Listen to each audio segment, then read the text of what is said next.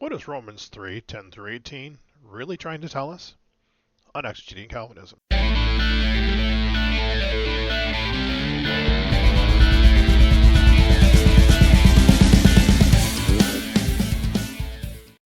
Welcome back to Exegeting Calvinism. My name is Michael Faber, your exegetical guide.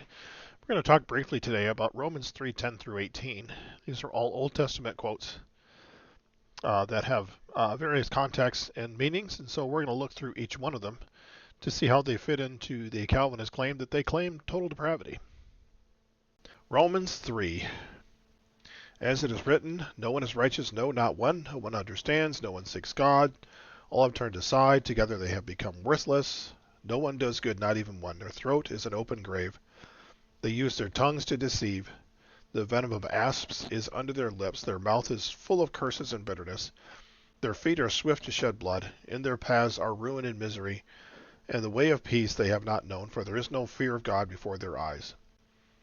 And so if Paul were just making these statements directly, without context, then this is possibly might show the point. However, Paul is quoting several Old Testament contexts here, and those are relevant when understanding this passage. So let's start there. Psalm 14, the fool says in his heart, there is no God. They are corrupt. They do abominable things. There is no one who does good. The Lord looks down from heaven on the children of men to see if there are any who understand, who seek after God. They have all turned aside. Together they have become corrupt. There is no one who does good, not even one. Have they no knowledge?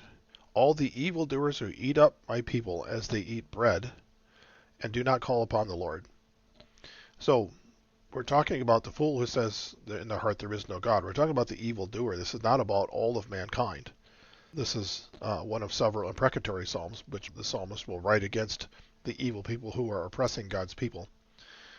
Next, Psalm 5, 8. Lead me, O Lord, in your righteousness because of my enemies. Make your way straight before me, for there is no truth in their mouth. Their inmost self is destruction. Their throat is an open grave. They flatter with their tongue. Make them bear their guilt, O God.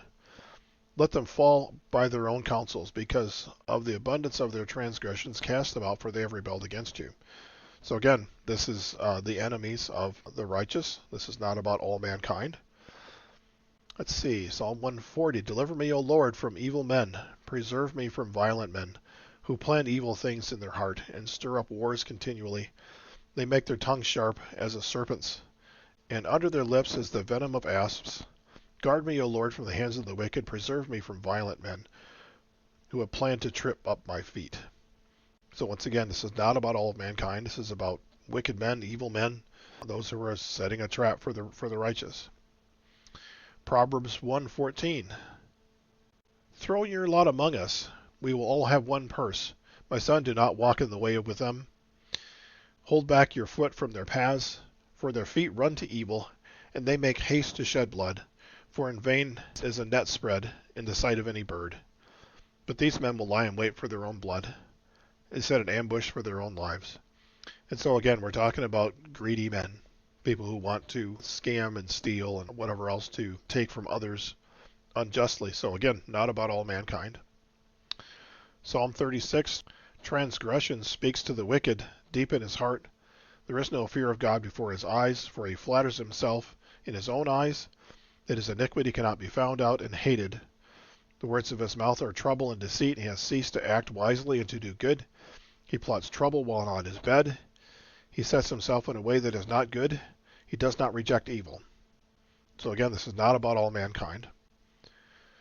So here we have Romans 3:10. We've gone and looked at all the quotes, and none of these are speaking about all of mankind.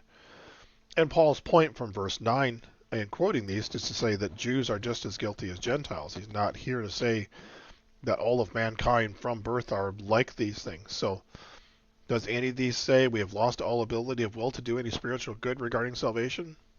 Nope. Is it saying we are averse from that good? No. Does it say we cannot prepare ourselves for salvation? It does not say that either. And that concludes Romans 3, 10 through 18. Please take the time to like this video, subscribe to this channel, ring the notification bell, and make a comment as it really helps us out.